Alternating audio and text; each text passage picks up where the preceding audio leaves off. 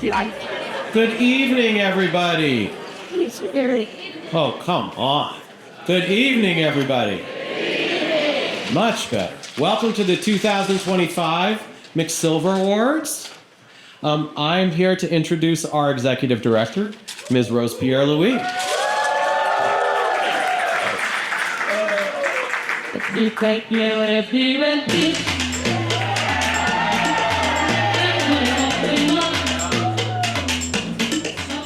I'm going to see Bad Bunny in Puerto Rico August 2nd. So I'm in Bad Bunny mode right now.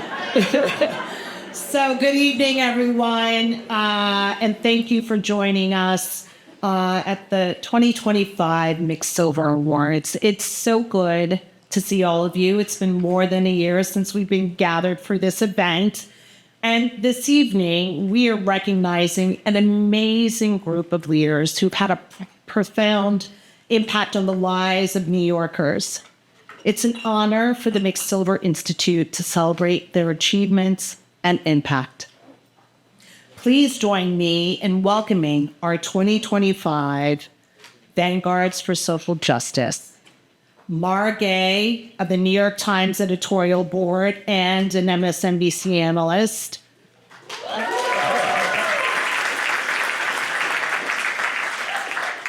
Nathaniel Fields, Chief Executive Officer of the Urban Resource Institute. I seem to pass this person all the time in the airport. Dr. Lisette Nieves, President of the Fund for the City of New York. And Judge Ronald Richter, CEO and Executive Director of JCCA. And I'm just going to say now, just so you guys know, Ron and I were roommates in college.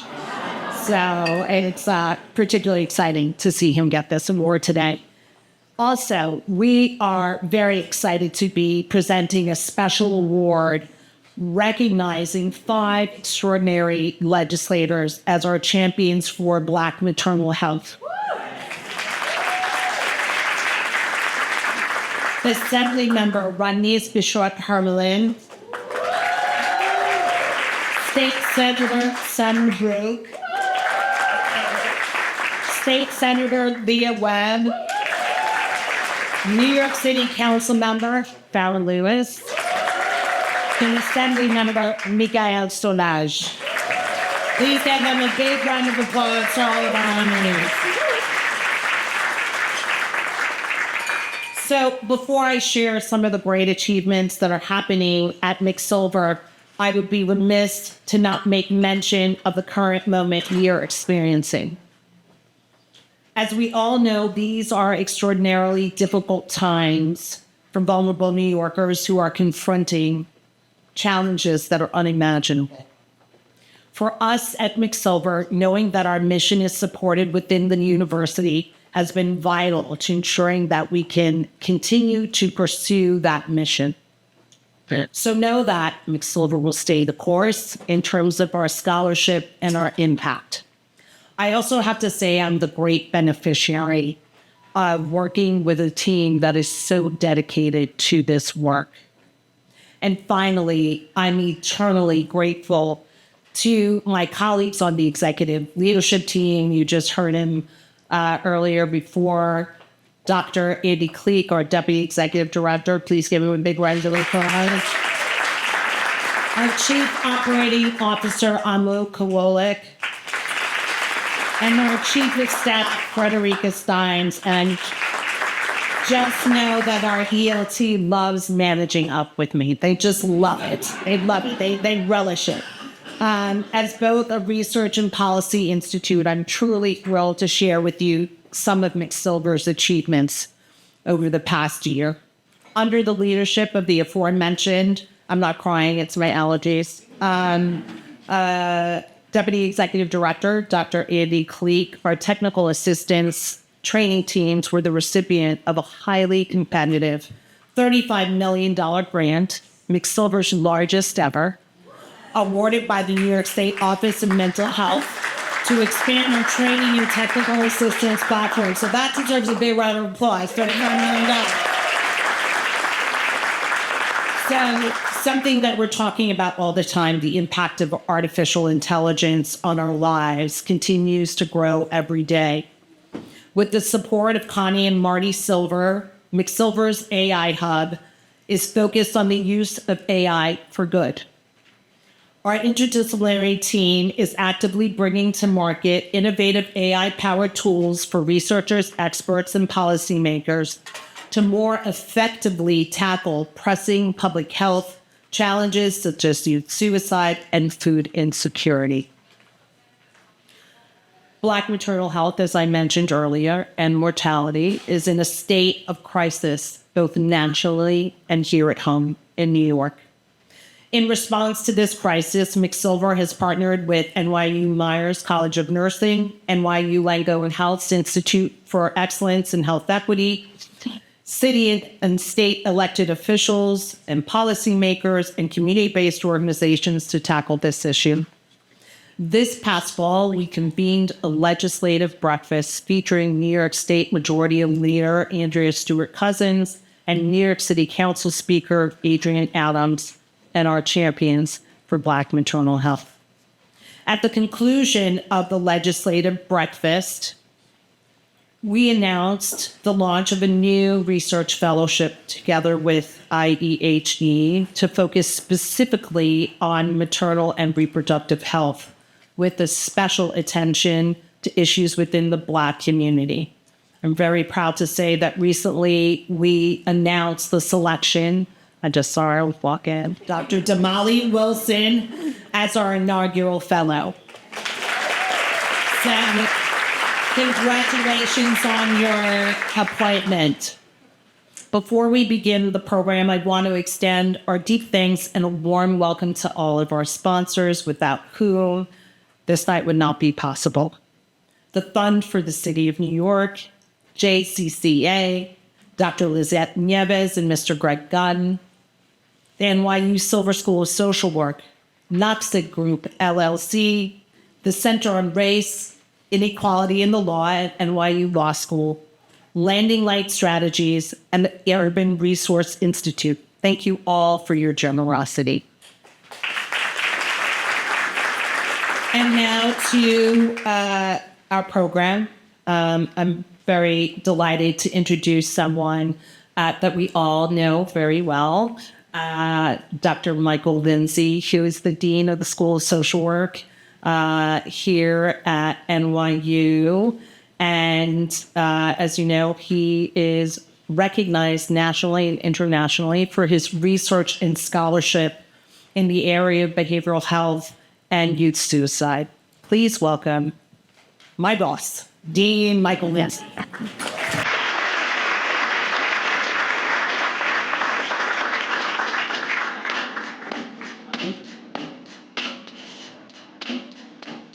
Good evening, everyone. How's everyone doing? Very good. That's great. That's great. It's so wonderful to see so many familiar faces and esteemed colleagues among you all tonight. This is truly a shining moment, not just for tonight's honorees, but for the entire McSilver Institute. Rose, you and the McSilver team have assembled a stellar group of vanguards for social justice and champions for Black maternal health. To all being recognized tonight, we are truly honored by your work, your perseverance, and your presence. Thank you for consistently raising awareness and advocating for concerns that are vital to the well-being of individuals who are marginalized, experiencing poverty, and struggling with hardship. Your perseverance is commendable. During a time when, as Rose mentioned, public support for these crucial concerns is in peril. Please keep up the good fight. And to all who have supported this fundraiser tonight, thank you for your contributions. They are invaluable to ensuring that McSilver's mission continues. Thank you so much.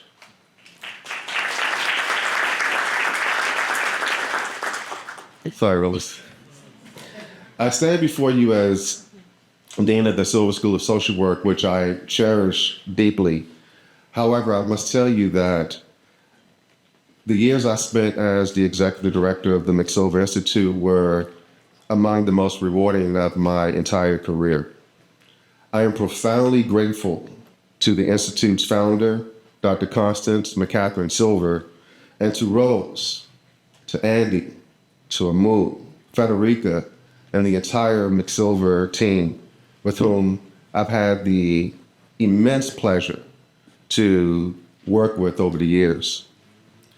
They have consistently distinguished themselves, whether through, as was mentioned, pioneering the use of AI to address health disparities, leading policy discussions relating to Black maternal health and mortality, training the New York State's next social services workforce to better serve the mental health and behavioral health needs of community members throughout New York, and much, much more. As the need for these mental health services continues to grow within our society, it is more important than ever to address these needs with evidence-based approaches delivered in culturally appropriate ways. And that's what McSilver is all about. I was proud to recently announce that McSilver has recruited and retained here Dr. Francois Mahler, a renowned leader in the study of reducing global poverty and improving public health outcomes throughout the world. He has accepted the position to be the Constance and Martin Silver Professor of Poverty Studies and the Faculty Director, working very closely and in tandem with Rose and the entire McSilver leadership team. And so we're very grateful to see what's about to happen, even on a greater scale, in terms of Fred and the work that McSilver will be doing. And so I'm really thankful for their continued work. I'm thankful for Connie and her founding vision for McSilver and for the work that will be done over the years. And so with that, I want to say thank you all, and I want to welcome Rose back to the stage.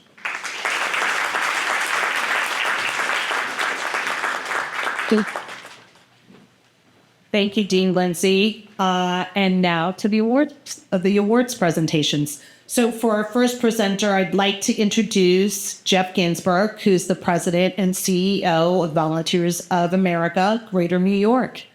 He's a 2023 McSilver Award honoree, as well as being a current McSilver Fellow. He is well known as an advocate for education and racial and economic justice. Congratulations are also in order to Jeff, since he recently received his doctorate. So I know, you send me the pictures. I've never seen you look so happy. So with that, please welcome and say congratulations to Dr. Jeffrey Ginsburg.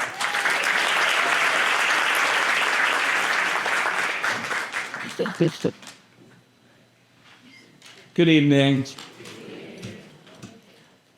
Isn't Rose amazing? Thank you.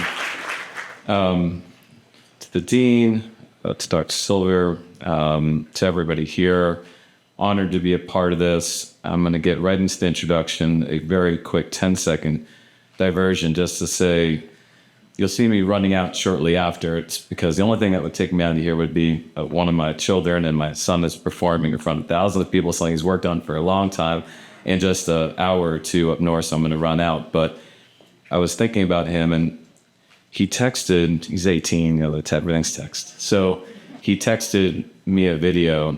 He'd be so mad I'm saying this. He texted me a video of John McCain stopping a person from saying that Obama was like this evil, horrible person, right? And he literally just texted the video and he wrote on it, "Why does everybody hate each other now?" And I've been thinking all day about what do I write back to this.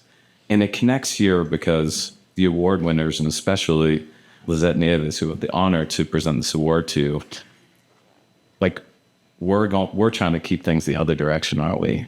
Like, and it's incredible to be in a space and to be in a row with you and with so many others who are fighting to say, like, we're just not going to accept that that's just how it's going to be, right?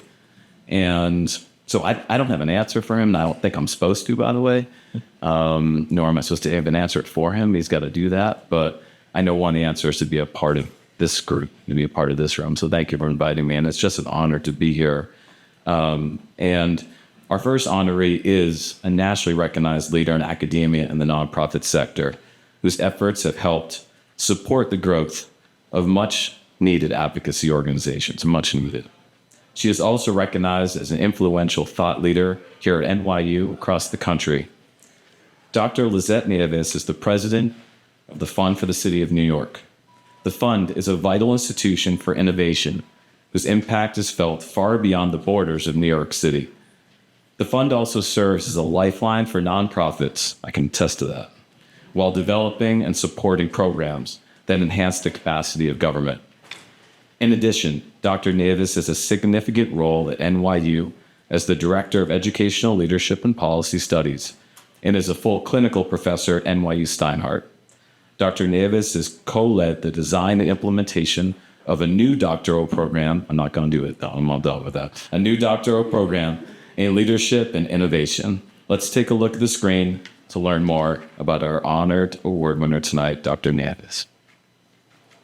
Leadership does matter, and so we're really excited to support leaders through the Fund for the City of New York and thinking about what does it mean, their decisions, how do they understand themselves, the impact that could make, right? Good leaders, good teams make the difference, right?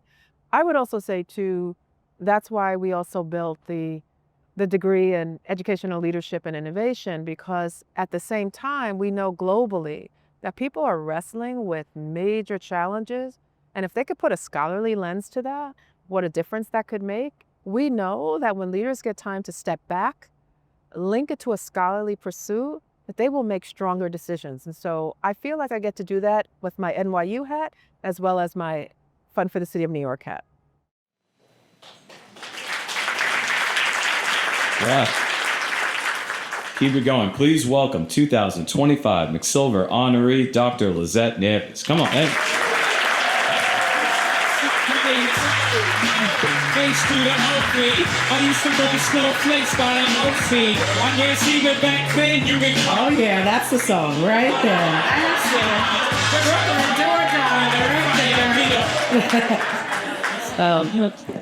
Thank you, Dr. Ginsburg. Congratulations. And I'm excited for you for later today. What a beautiful thing to celebrate. And I'll tell you one thing, music heals. And it brings people together. So tell your son he's doing the right thing, you know. Hi, everyone. Thank you for this incredible honor. I want to first recognize, thank you. Where is the Dean? Dean Lindsay, thank you. Thank you for your leadership, always. I think it's important for us to know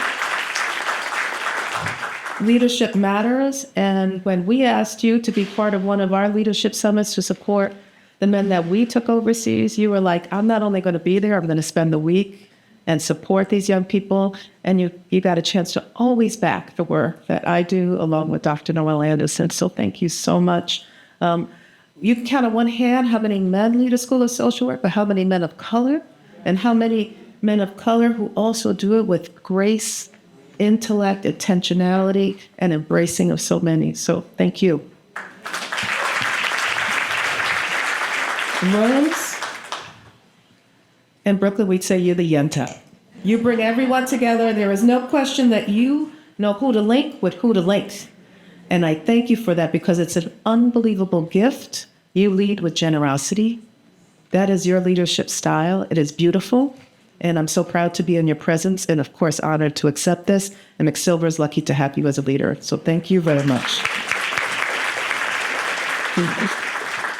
To my FCNY team, where are you at? Where are my people at? Yay! And for you, I want to thank you. Anyone knows, when they accept an award, I always say, don't look at the person getting the award. Look at the people who are closest to them, because that'll tell you everything about them. All right? And if you ever talk to a leader and they only talk about themselves, guess who they're only thinking about? All right? That's not what makes a movement here. It takes much more than that. And so I want to end by saying, and because I know we have a time limit, I want to be real conscious of a couple of things, how and why I accept this award. I accept this award on behalf of my uncle, who is in his late stages of life. And I want to say his name is Santiago Nieves. And he was the first Latino journalist on public radio to do a show for Latinos in English. He understood why it mattered. Yeah. He understood why it mattered. He understood that when you come to another community, people are navigating both and deserve the political recognition, and was one of the best fighters for our rights here, voting rights, LGBTQ rights, you name it. And so, when you get to talk to someone close to the end of their life, you realize they never got their flowers. So I'm giving him his flowers today. And I want to end with someone else who's long gone, and it's for my father. And my father in the 1970s in Brooklyn, the Bronx was burning, and Brooklyn was being slumlord to death. That's the best way of thinking. Any Brooklyn people here? They know all about that. So there you go. You have one incredible Puerto Rican couple who decides that they want to take on and work with all these other Caribbean families and create a rent strike against the worst slumlord we have ever seen in New York. And for 3 years, every week, met in the lobby and fought for dignity and won. Yeah. And I will never forget that. So I stand on the shoulders of greatness. I'm proud of my accomplishments, but I also feel a deep sense of responsibility and connection to so many who don't have those voices now. And I'll end with, may we all lead, not through like minds. That's not going to work. We may not agree on a lot of things, but may we remember that we lead with like hearts. Thank you so much.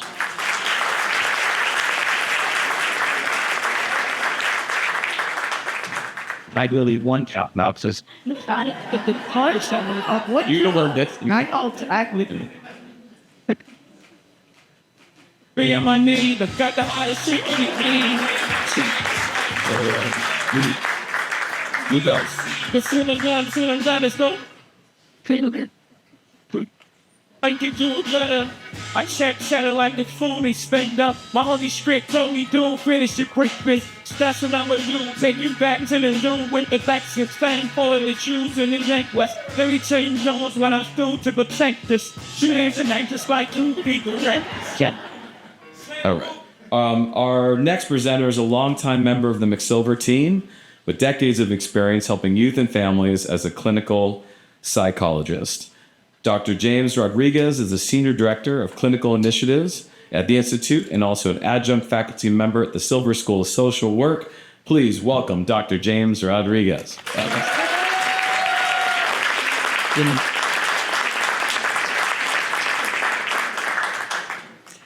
Thank you, Dr. Ginsburg, and congratulations to all of our honorees. Our next Silver Award recipient is the leader of a remarkable organization, which is one of the largest in the country, serving survivors and children impacted by domestic violence and unhoused New Yorkers. For more than a decade, Nathaniel "Nat" Fields has served as Chief Executive Officer of the Urban Resource Institute. He is a national voice on issues of domestic and intimate partner violence and a tireless advocate for communities in need. Of note, Nathaniel is currently enrolled in the highly competitive doctoral program in leadership and innovation at NYU Steinhardt, the program that Dr. Nieves helped to establish.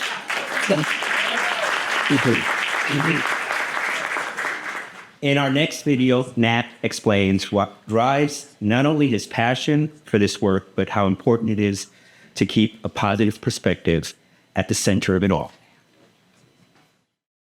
I grew up in a city at a time where crime was at its highest. And I grew up in Brooklyn, East New York, so almost like the epicenter of where crime was at its highest. And I think about my immediate sort of community, my mother, my father, and my family. My mother was this woman who believed in people, and she believed in pouring into people as she did with us. And it gave me a perspective despite all that chaos that was going on around us, that we should and could invest in people.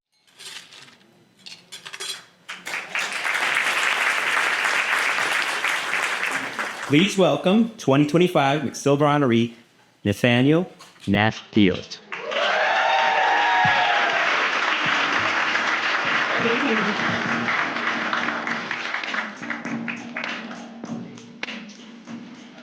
Ali.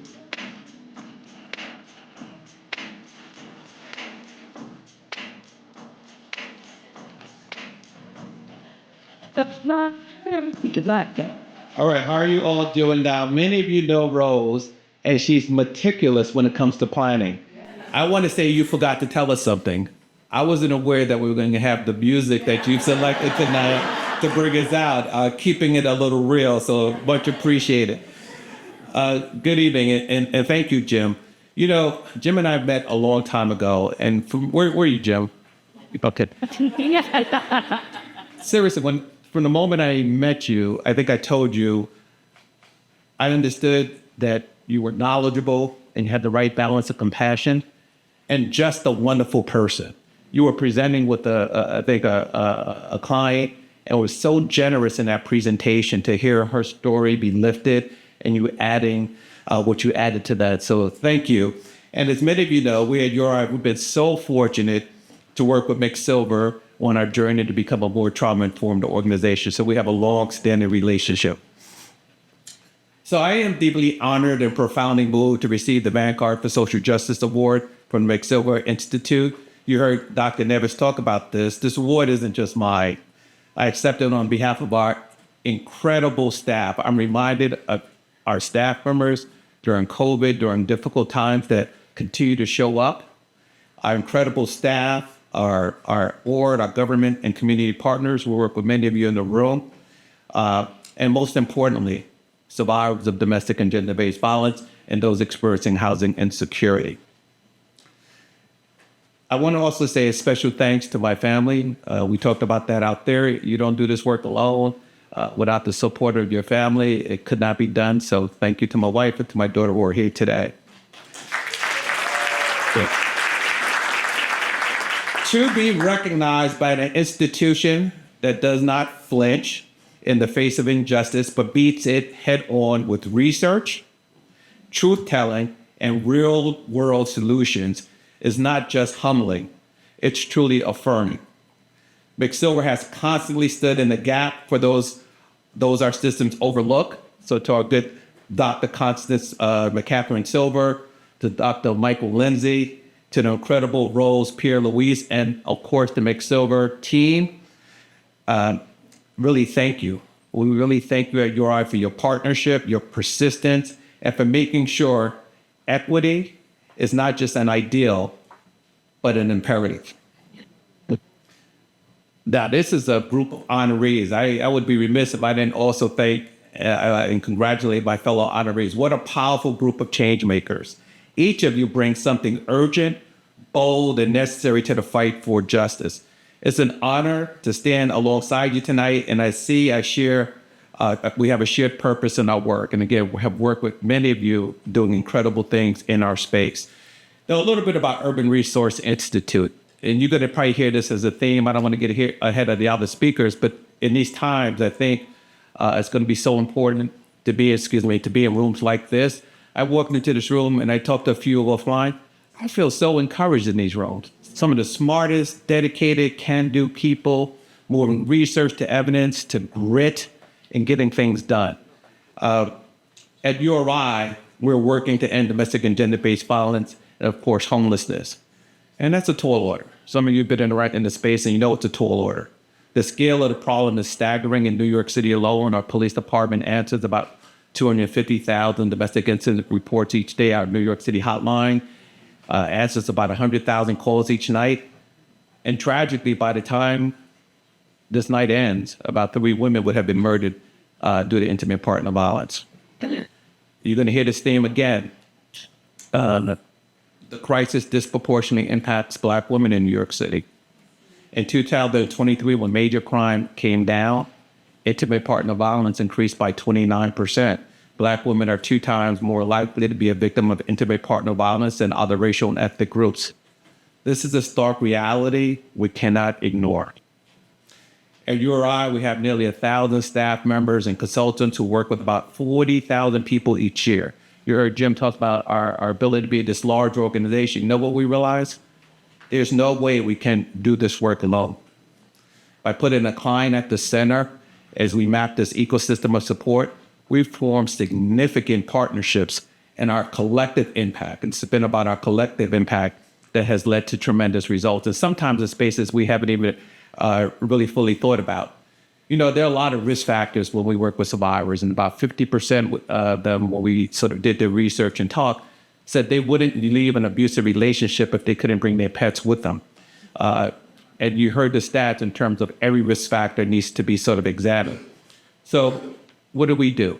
We partner with some of our elected officials, some of our government agencies, and the Animal Welfare Committee.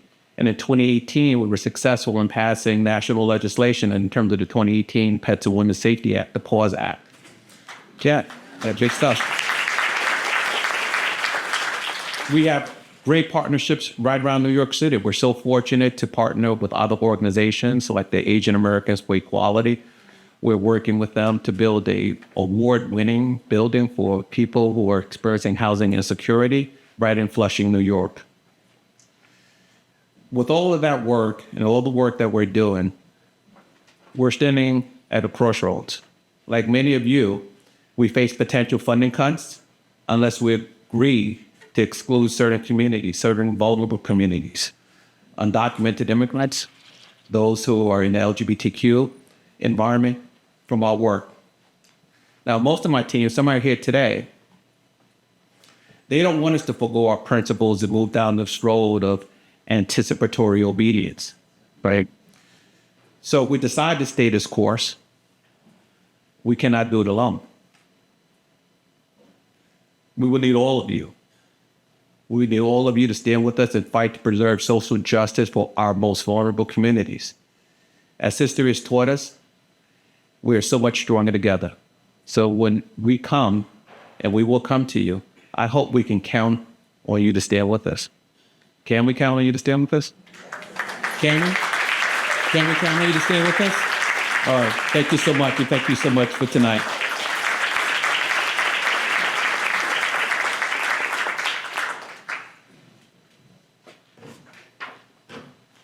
We went out of my day. I thought the thing was over. We just keep going.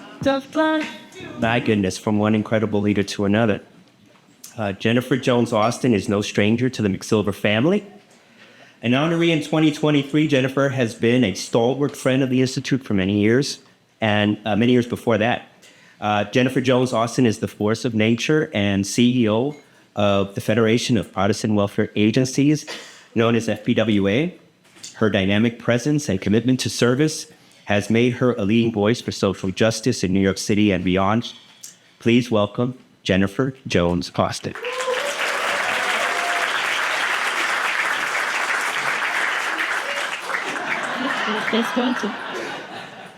I make my own music. Good evening, everybody. Good to be with all of you. I want you to know that it's not often that these days that you feel like Nathan shared, that you're in a room with like-minded people, like spirits, if you will. And right now I feel like I'm among many friends, I'm among colleagues. I feel like I'm with comrades, right? Comrades in this enduring and now escalating fight.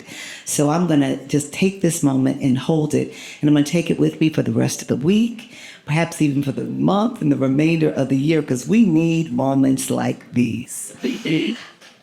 Look, that's it. I am honored, I'm delighted to be at the McSilver Awards once again with my colleague, my dear friend, Rosemont Pierre-Louis. She's an incomparable leader whose ability to open doors, bring people together, and set the table for impact. All of these qualities have made her an ongoing resource and an inspiration for so many of us, me included. Time and time again, I'm at her door, gaining counsel, seeking wisdom, guidance, and counsel, as many in this room and beyond are doing on a daily. And it's no surprise that she is assembled in the honorees this evening. Not a one of them a curious choice. They all are standouts in our city, in our state, in our nation. And so let me just take a moment to congratulate all of you. Tremendous individuals leading and doing and paving the way for all of us to kind of carry your bags. That's what we're here to do. So, being my dear friend, Rose knew that it would give me immense joy to introduce our next award recipient, Ronald E. Richter. A stalwart defender, advocate, and champion of those made vulnerable here in New York City. A former judge, former commissioner, former City Hall Family Services coordinator, and presently the CEO of JCCA. And a tested and true friend of mine. In good and bad times, dare I say, in sickness and in health. A dear, dear friend. Throughout Ron's illustrious career, a great deal of which I've been blessed to have a front seat for, watching and learning from him, sitting at his feet, and learning, growing as he's guided many of us. He has been laser focused on ensuring the best outcomes for children and families, and accepting no less. Hear more from Ron in the next video about his unabiding commitment to our children. So we are hopefully the promoter of people's natural resources. We're the ones who are going to sit down with a family, figure out where their struggles lie, and how we can help them navigate those struggles so that they get back to a point in their lives where they felt really good about themselves and things were going well. And my team, social workers, staff members, leaders, are all sort of focused on the amazing resilience of our clients and the opportunities that we can help steer them towards.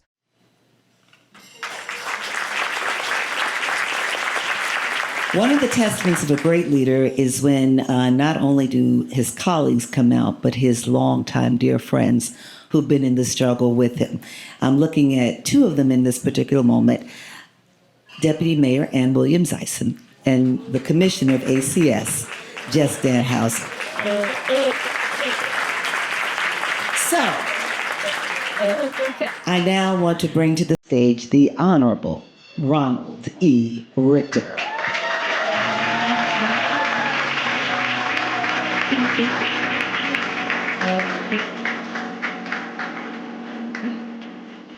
Yep. Stuff I was.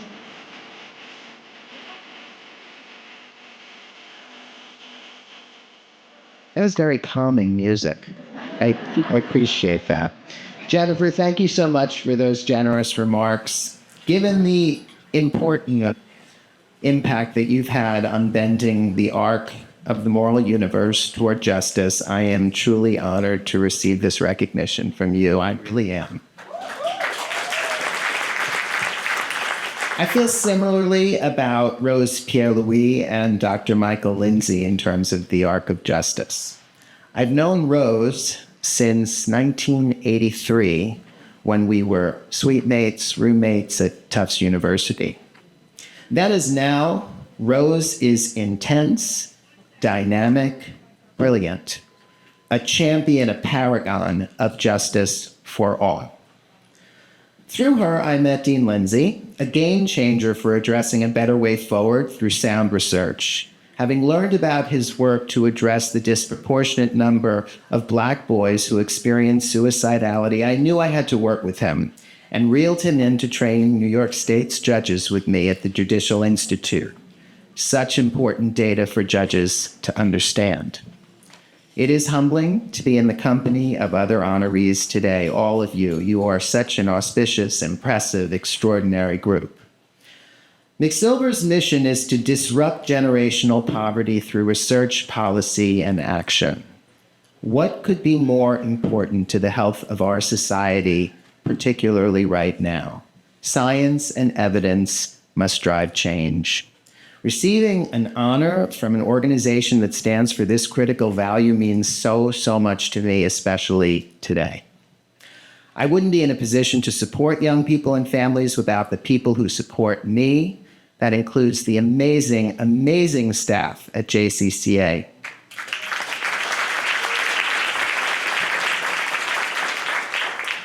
My daughter Maya, who's here, and my spouse Franklin as well, give me the strength and encouragement and the space to be me, and I can be a lot. That's true. No. I couldn't be more proud of my smart, compassionate 15-year-old. In addition to my family, there are so many people I've met over the years, including just last week on JCCA's campus. I met with about 7 or 8 young people who are so vibrant, and so eager to provide specific feedback about how we can do better by them. They are surely my why. I want to acknowledge the folks who've invested in my professional development, challenged me, asked hard questions, made me a better advocate for children and families. I've had incredible, generous colleagues, including right now, and supervisors. JCCA's board has been steadfast in fostering our mission and has stood by me consistently. Child and family services can be fraught with its ever-shifting paradigms and narratives. I try hard to remember that we are here to serve children, even as we work hard to ensure that they live safely and happily, even joyfully, with their families. Many years before I started in this work, in the mid-1980s, Stephen Sondheim wrote a Broadway musical called Into the Woods. I think Rose and I may have actually seen it together. We knew someone in the cast. The lyrics to a particular song have resonated with me since. Careful the things you say, children will listen. Careful the things you do, children will see and learn. Children may not obey, but children will listen. Children will look to you for which way to turn, to learn what to be. Careful before you say, listen to me. Children will listen. I so appreciate, I didn't sing, Maya. I wanted to, but Rose would not have allowed. But poignant and true, and especially important at this time where we are depending on our leaders, our community leaders, our elected officials to be an example, because whether they think about if they are or not, children are going to follow. So thank you, and it's great to see you.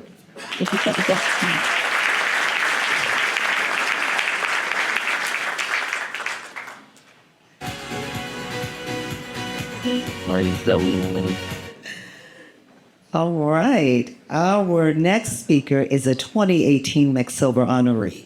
Maria Hinojosa is an Emmy Award-winning journalist, anchor, and editor who founded the Cultural Media Group. Maria Hinojosa, has been a powerful and much-needed voice on our airwaves. In 2022, she won a Pulitzer Prize in audio reporting for her 7-part podcast series, Suave, which examines the long-term impact of incarceration through the story of David Luis Suave Gonzalez, who re-entered society after serving more than 30 years in prison. Please welcome Maria Hinojosa.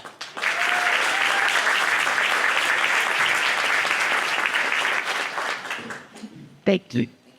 Oh, good. You can see me because I'm a chaparra, which in Mexican Spanish means very small, and often the podiums are to here. So it's a great honor to be here. Thank you, Rose, for having me back. It's great to be part of the McSilver family.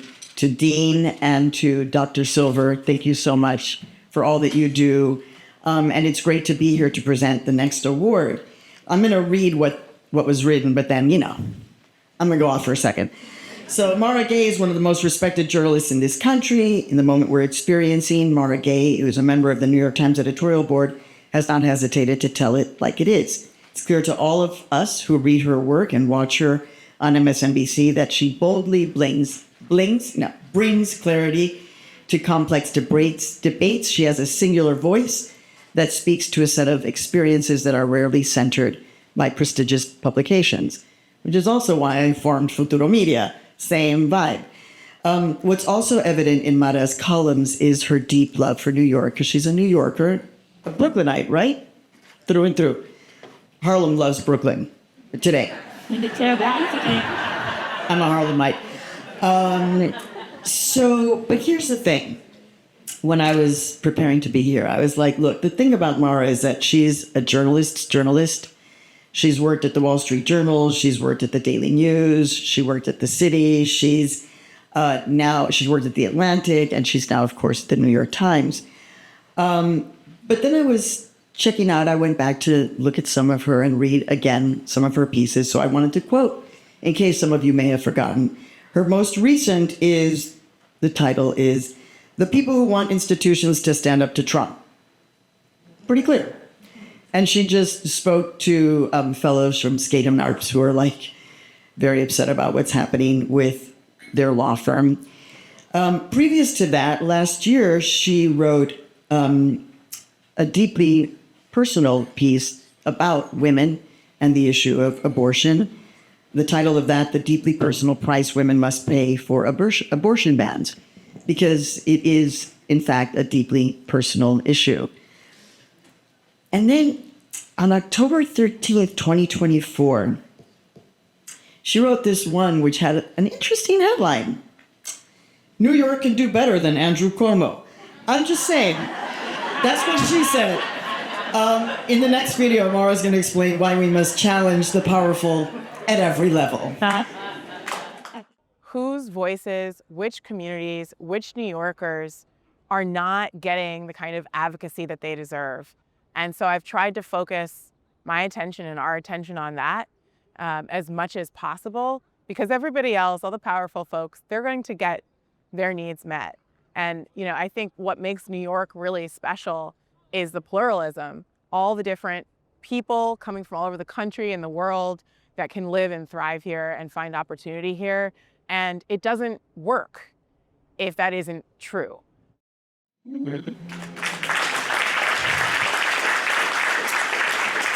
So I think for many of you, people will say, as I have said to some of you who I saw tonight, thank you so much for your work. And like Mara or for myself, and people are like, thank you so much for your work. And you're like, I'm just doing my job. I'm just doing my job.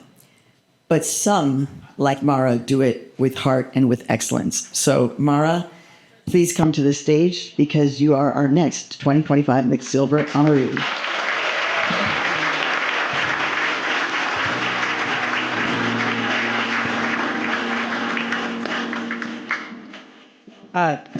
That was extremely generous.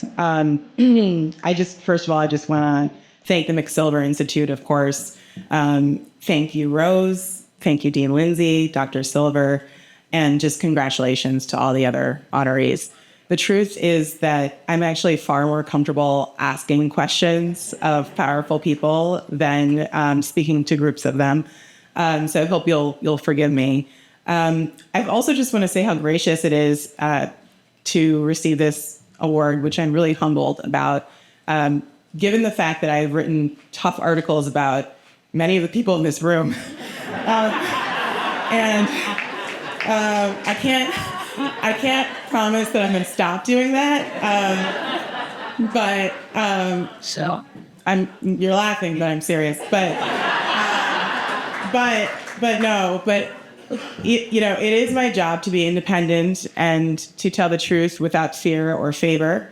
I feel like that's a goal that we never arrive to, but we are always aspiring to meet. But that doesn't mean, or it shouldn't mean, in my opinion, that we have to stop caring about the people and the communities and the country that we write about. In fact, I think that's the moment where you probably should stop doing journalism if you get there. And so I just really want to say thank you for recognizing not just me and my work, but the importance of the people and the communities that I have tried to write about and center. I know that that's something that we all have in common. And also just to acknowledge that I think we are in this room today. There's a lot of us who have done this work when it wasn't popular, when it was popular in vogue, maybe. And just, I know that there's a lot of weariness about that. And how nice it is to be in community with people who believe in justice. And I guess I would just say, I just want to just give a shout out to two of my closest friends in the world. My best friend, Tara, who I share a heart with, is in the front row. We've been best friends since we were 7 and 9. And she keeps me sane. And also my dear friend, Zach, who's right behind her, who just very, very quick story, which is that when I got very sick with COVID, many of you know, like it took me probably like months to be able to walk a mile without stopping because I was so out of breath. And so like I would get to the coffee shop where Zach worked at the time, and he would come out and greet me with water and "Are you okay?" and just taking care of me. And we became very close friends. And I raise that story to just say that it's so important for all of us to like remain engaged in caring about people who really need to be centered right now, even when it's not popular. And so I just want to thank you again for, giving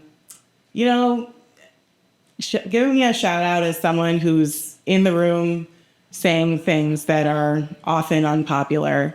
And I hope that you all continue to make as much noise as you do. And I just also, there's a Brian Stevenson quote that really has like just driven me since the moment I heard it. And hopefully, I believe it drives the work of a lot of us in here, which is the opposite of poverty is justice. So, yeah.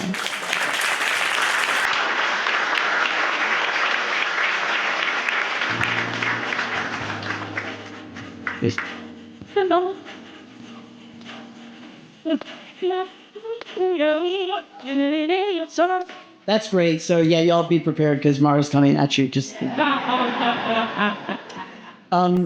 seriously, Lisette, Santiago Nieves, you tell him that I'm sending him all kinds of flowers. I had no idea, and I need to know about, because I wasn't expecting you to say that he's at the end of his life. But I just love that. And as we say, New York City is just like a little town. We all know each other.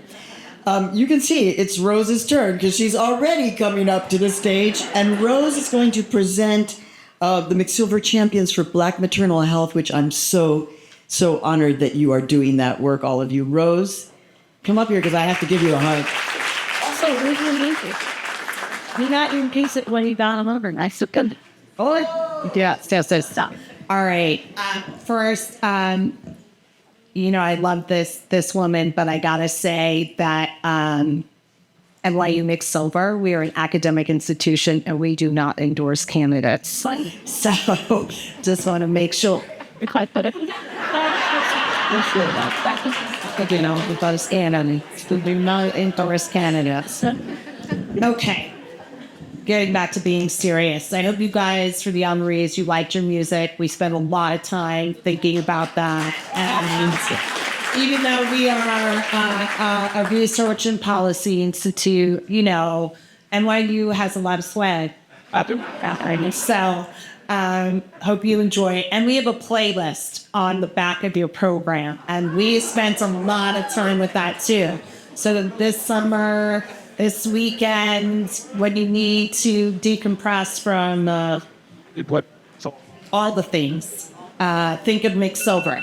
So first, thank you to all of our presenters who are also former honorees, and I'm very proud to say I was a 2014 honoree. Congratulations to Lisette, Samra, and to Ron. We are so proud of you and love you very much. I said to you, Mara, I love seeing you on the news. I love when you write in the New York Times and tell it like it is. And know that people are so excited because of who you are and how you keep it real. So know that. So I'm very excited to present our final award of the evening to 5 lawmakers who have been fierce warriors for Black birthing people and their families. Their track records speak for themselves. Passing critical legislation are impressive. And in doing so, they've also shared their personal experiences. I don't know how many of you were at the legislative breakfast, but each and every one of them had a push and a story that you see them in these powerful positions, but there's also a story that drives the work. So our champions for Black maternal health are leaders for change at the state level. Senators Brouk and Webb have authored a number of bills to help expand Medicaid coverage for maternal procedures and the establishment of a state doula directory. Thank you for that. In the Assembly, members Bichotte and Hermelyn and Solages have pushed for rules to better integrate doulas into birthing delivery teams and for new screening processes for maternal depression. Here in New York, Councilmember Farah Lewis has ensured greater accountability in city government in tracking maternal mortality. Eternally grateful for all that you do. And it's not often that you have people that are impacted by the issue to have the capacity and the power to lead on it. So love seeing 5 Black women do their thing. So I also know them well personally. That's why I'm turning out to see them rise to where they are today. So with that, please join me. And they're not all talking. We had a whole conference call about that. One of them is speaking, maybe 2. Okay, the senator's regulating already. She's regulating. So please welcome Assemblymember Rodneyse Bichotte Hermelyn, State Senator Samra Brouk, New York City Council Member Farah Lewis, Assemblymember Michaelle Solages, State Senator Leo Webb. Please give them a round.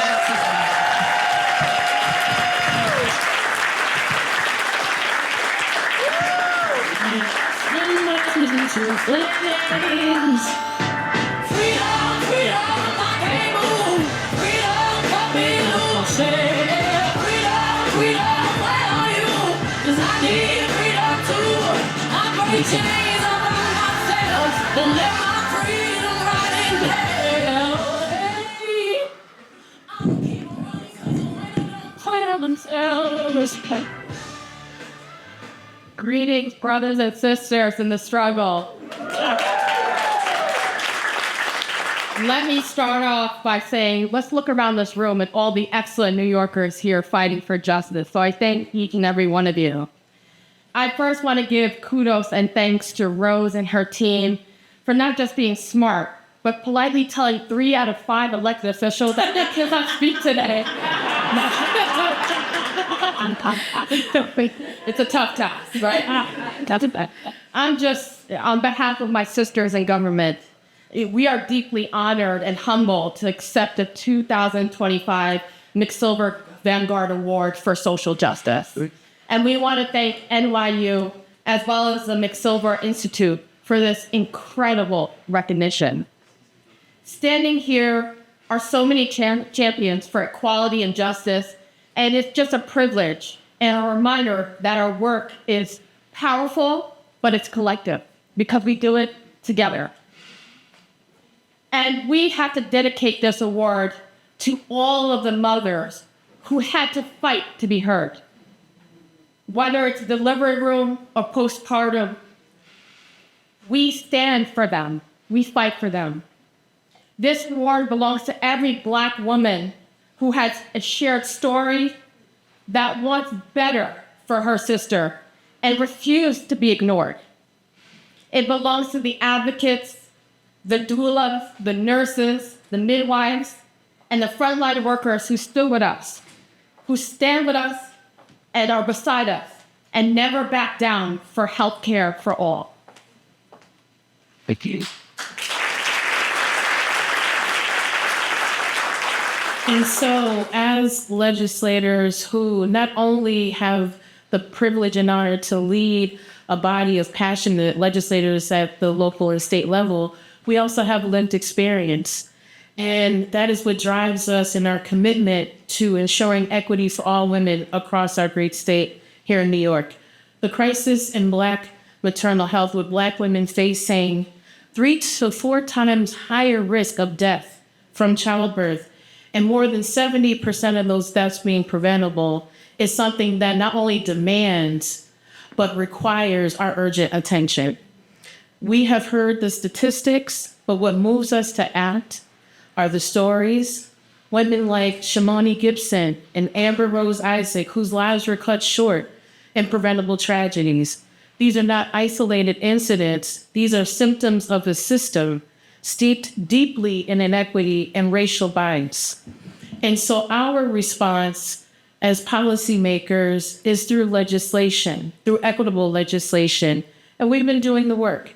We are pushing legislation that centers unapologetically racial equity in maternal care, expanding access to cultural providers, funding, because you got to show where the money is at, funding community-based organizations, and making sure that maternal health is not treated as an afterthought, but as a matter of justice, human dignity, and life. Yes.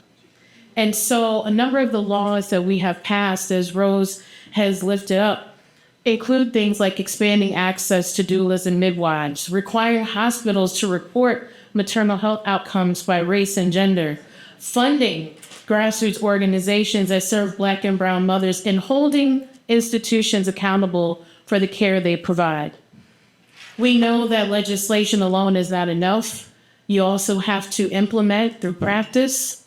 And so our vision for the future is that we want to continue to ensure that social justice not only requires that we respond to pain, but that we transform systems so that future generations do not inherit that same pain. And so tonight, we accept this award in honor of every ancestor who dreamed of a better world and every future mother who deserves to give birth safely, joyfully, and without fear.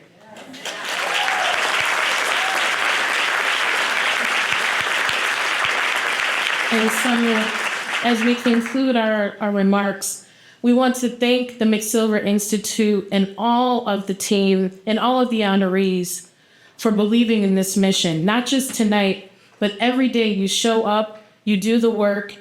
The award is not a finish line, it is a continuation in our collective journey. It is a call to action, a call to continue. May we all continue to commit to transforming systems until dignity, safety, and justice are the birthright of every woman across the state and beyond. Thank you again to all who made this event possible, and congratulations to all of our honorees. Thank you all so much.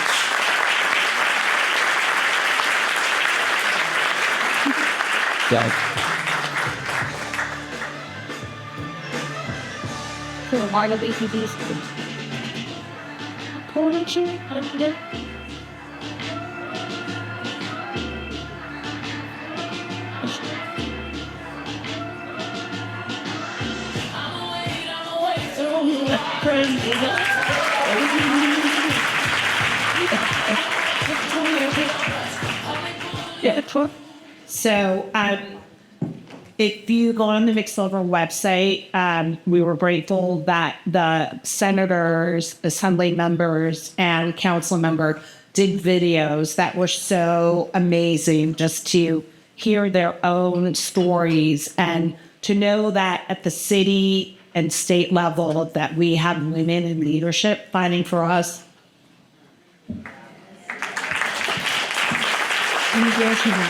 So this is the end of our program. This is when we find time to fellowship and celebrate. And I want to say to the honorees, before everyone grabs you, do selfies and stuff like that, I need you first to the step and repeat. So we got talking about that. I'm just saying.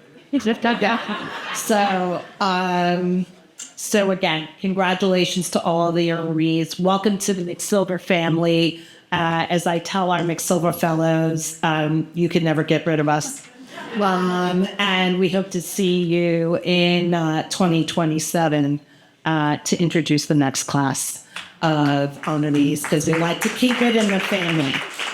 So again, thank you to all of our sponsors, to the Fund for the City of New York, NYU Silver School of Social Work, JCCA, NOPSA Group, Dr. Lisette Nieves, and Mr. Greg Gunn. Also want to thank our Brown sponsors, the Urban Resource Institute, the Center for Race and Equality in the Law at NYU, Landing Light Strategies. Another big round of applause for